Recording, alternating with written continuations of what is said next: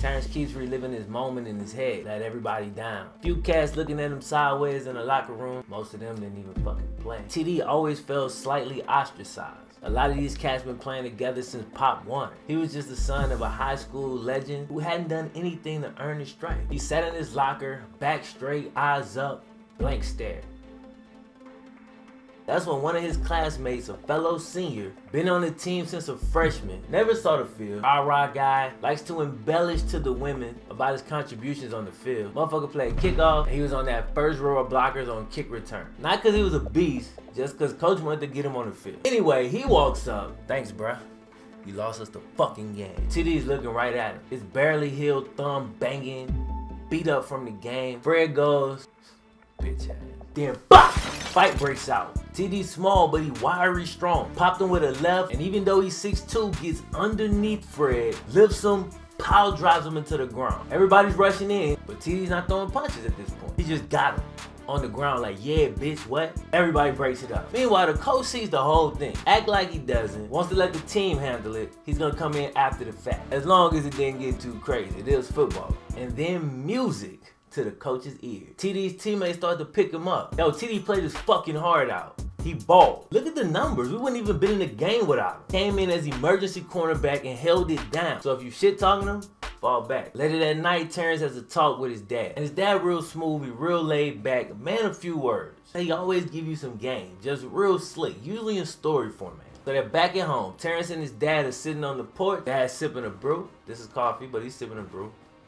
His dad's like, T, they said I was the man in high school, bro. You walk through that school, you mention my name, all you hear is great things. He's like, yeah, Dad, I already know. Like, yo, chill, hear me out. Last game of my sophomore season. I was barely getting playing time at this point. I was playing a little bit. We was on the cusp of the playoff. We needed this one game against the Corsicana Sunbirds to get into the playoff. And we fought.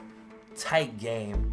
Right at the end, we're on the 40-yard line. This is how much nobody knew who I was. They put me at tight end on this one particular play. Mind you, I'm about your size. I'm 170 pounds, soaking wet. Your coach was at QB. It's about 2 minutes left. We really don't need to rush. We hit him with a play action. I leak out, I'm gone. Under strong safety sees me, he's trailing me.